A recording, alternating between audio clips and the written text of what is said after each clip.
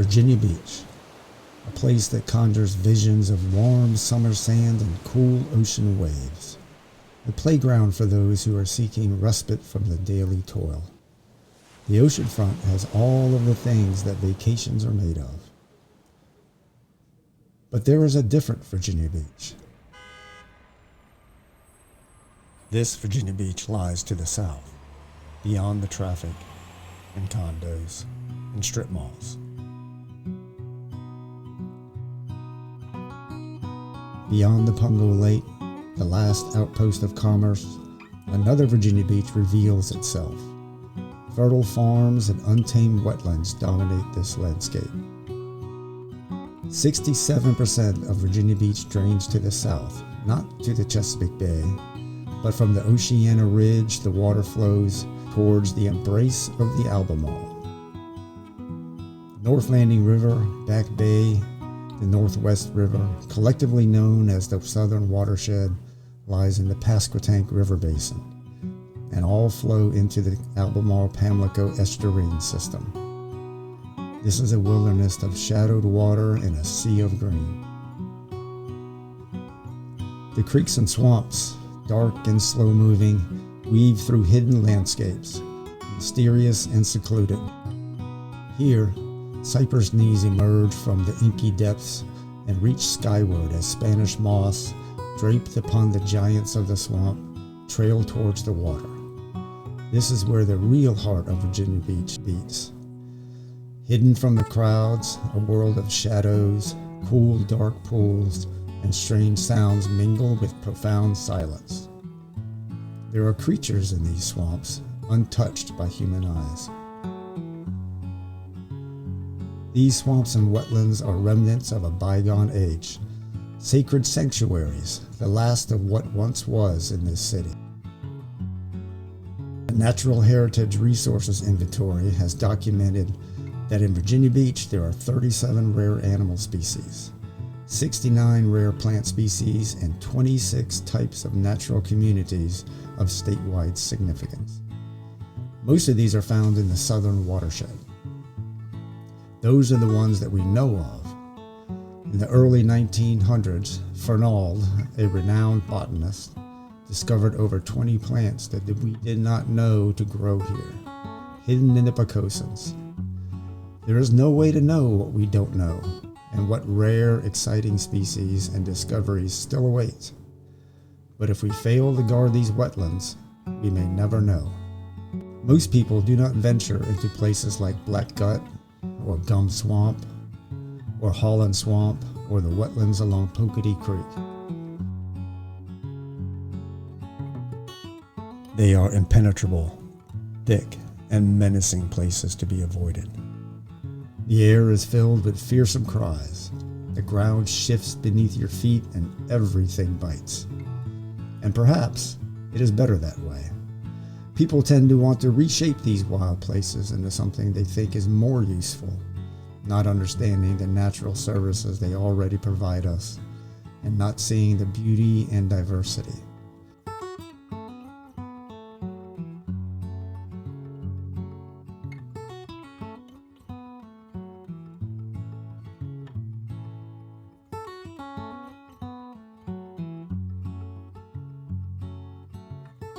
Most will never witness an eagle's nest atop a cypress covered in Spanish moss, or stand in a forest, ancient and untouched, that was here before the colonists arrived.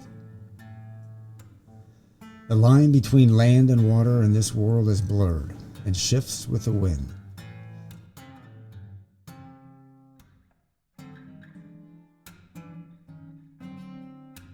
The swamps and Pocosons on the North Landing River are a sanctuary for the abundant wildlife that calls these wetlands home.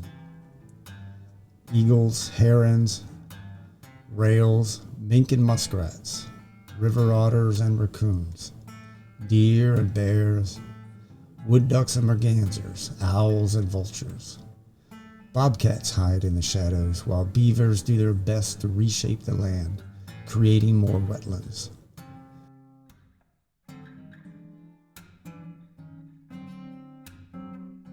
It is a primal scene, dawn of the world, the beginning, Life evolved in swamps like these and continues to unfold in this secret world.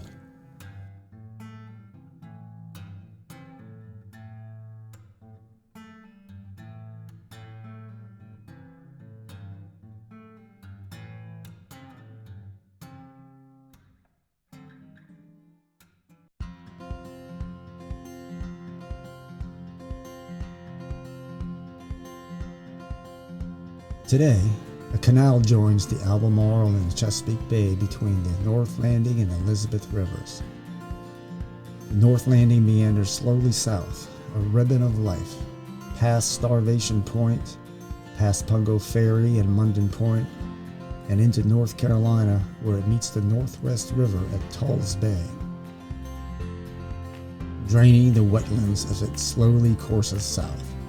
From North Landing to Troublesome Point, the river unfolds 23 miles of captivating beauty and teeming wildlife.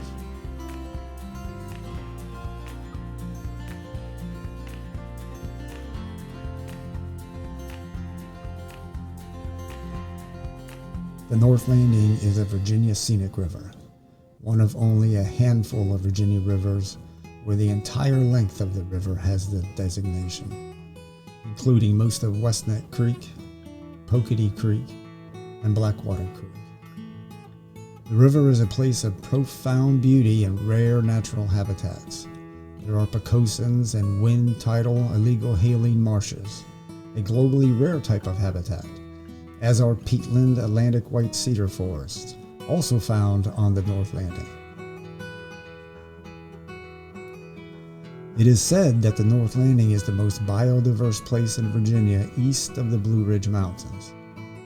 With so much marsh and wooded swamp, it is easy to understand why. The entire west bank of the river remains untouched, a tapestry of beautiful marsh, impenetrable precosins, and pond pine woodlands. When the state of Virginia decided to safeguard its rarest treasures and started the Natural Area Preserve System to protect rare plants, animals, and natural communities, the North Landing River Natural Area Preserve was deemed worthy of the honor to be the very first site to be recognized and designated. But there are threats: encroaching development, ditching, urban runoff, and fragmentation threaten this delicate ecosystem, as do invasive species such as nutria and phragmites. The precosins and peatland Atlantic white cedar forests, in particular, are threatened by an often overlooked threat: fire, or rather, the lack of fire. Yes, fire is crucial for the health and renewal of these natural habitats. The creatures of the swamps, like the river otters and eagles, thrive also on the river, but there are other species that arrive depending on the seasons.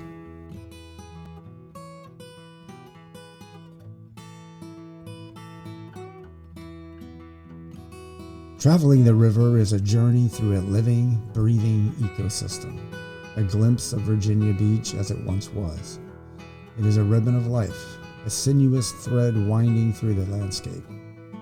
In summer, the wetlands burst forth in 100 shades of green, punctuated with the vibrant reds, whites, blues, pinks, and oranges of countless flowers that bloom during the warmer months. In winter, thousands of acres of golden grasses sway in the wind like a wet prairie. There is immense beauty to be found on the North Landing, from the colorful skies at dawn and dusk, mirrored on the still, dark water, to the hauntingly beautiful mornings shrouded in fog and mist and silence.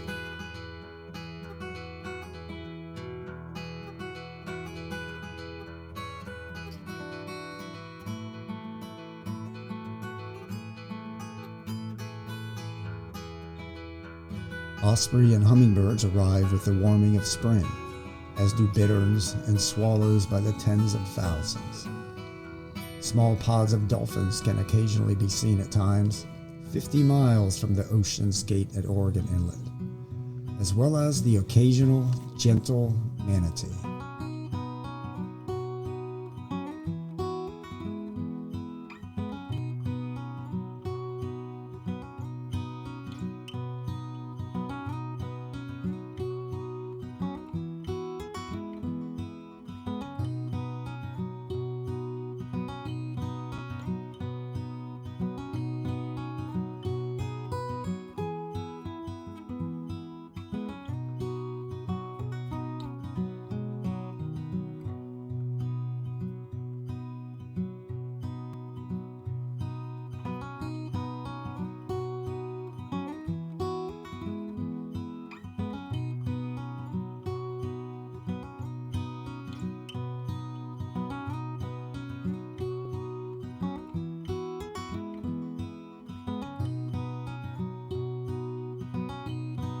Time on the river is an escape. It is a rare and precious piece to drift along and listen to the distant calls of osprey against the marsh grasses whispering in the breeze. It is a tranquil, undisturbed place to disconnect and let the water weave its magic.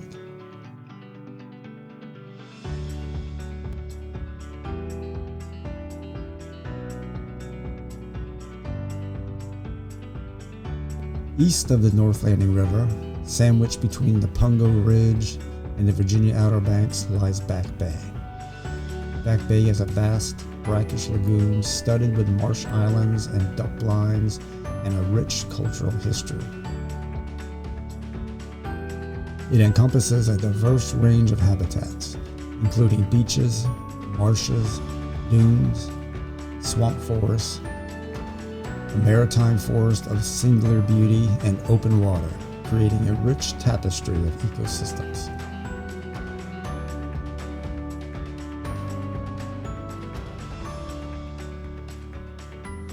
Back Bay is a critical haven for countless migrating birds on the Atlantic flyway, especially waterfowl such as ducks, snow geese, and the tundra swans which grace its waters. Nearly 300 bird species have been recorded finding refuge in Back Bay, a testament to the abundant food and habitat. It is a sanctuary of shallow water and abundant wildlife, not only of the winged kind, but is home to deer, bobcats, mink, muskrats, river otters, and more rare species like the marsh rabbit and the eastern glass lizard.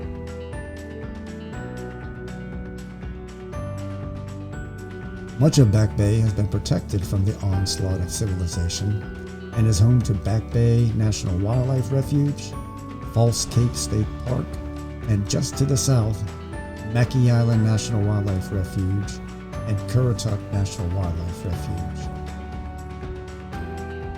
Like the North Landing River, Back Bay offers many opportunities for outdoor recreation, including boating, kayaking, fishing, and wildlife observation.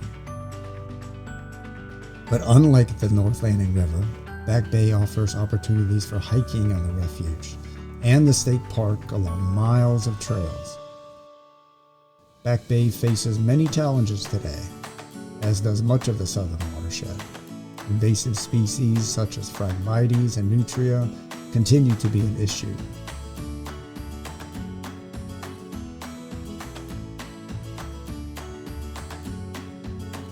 But flooding from wind tides and wave action cause erosion and water quality issues. These problems are exacerbated by sea level rise due to deglaciation and subsidence in our area caused by isostatic rebound.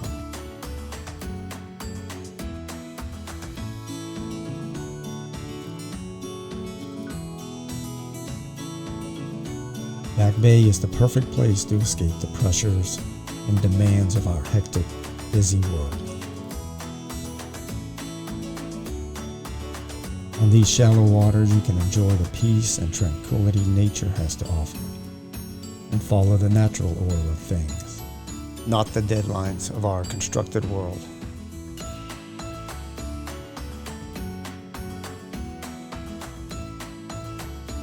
You can watch an eagle dry its wings or marvel at osprey diving for fish.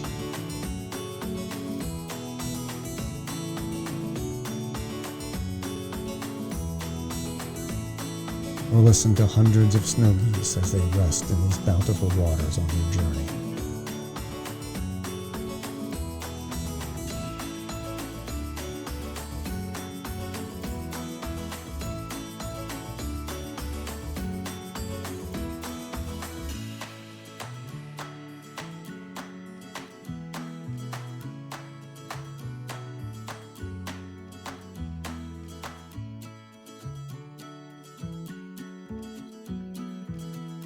Fishing is a popular pastime on Back Bay, as is hunting in the winter.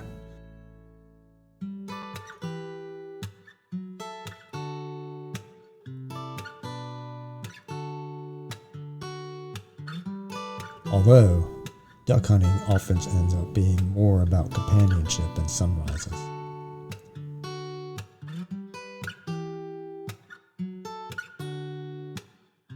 Due to the salt content of Back Bay's brackish waters, commercial fishing was once a flourishing industry on the bay. The grandson of a fisherman from times past once told me that his biggest regret was taking so many sturgeon. Although commercial fishing has dwindled to next to nothing today, Back Bay still supports a thriving blue crab industry.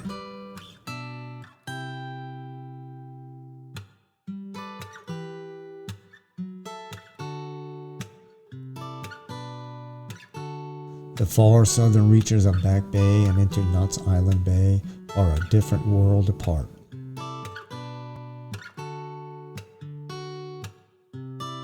Spanish moss and live oaks dominate the marsh islands, and sometimes you can glimpse the descendants of Spanish stallions under the Spanish moss.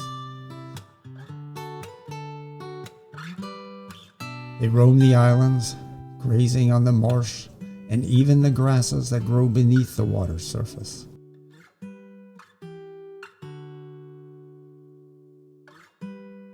Walking where dolphins swim. The Southern Watershed is a tapestry of swamps, marsh, and bacosans, rivers, creeks, and bays, each with its own unique character, yet all connected. A place where the wild still reigns, where the rhythm of nature dictates the cadence of life. This is the hidden heart of Virginia Beach, a place of wild natural beauty and an untamed spirit, a place where the marsh is alive, ancient and timeless, whispering its secrets. And if you listen closely, it will speak to you. And I hope it does speak to you. The future will not be kind to the Southern Watershed if we do not act. We cannot take the water prisoner, but we can kill it. We have to decide that we want to protect, preserve, and advance the natural treasures of the Southern Watershed. But it won't be quick. A 5 or 10-year plan will not do. We have to think long-term, and then a little longer. Preservation of this realm demands commitment that transcends generations. To succeed, we must become storytellers and tell the story of the beauty, wildness, and importance of the Southern Watershed. But it can't be all story and no substance. We need to invest in it, study it, legislate for it, and vote for preservation. We must educate people about the region and connect them to it as I am connected. It must become part of our collective consciousness and shared responsibility. This duty falls on all of us. We all have a part to play. The eco-tour guide who reveals its wonders, the biologist and hydrologist who unravel its mysteries, the environmentalists and nonprofits, foresters and climatologists, city planners and legislators, and most of all, the citizens. The Southern Watershed, a green sea of life and our natural heritage, shines like a precious emerald, urging us to study its secrets, preserve its grace, advance its health, and simply admire its breathtaking beauty.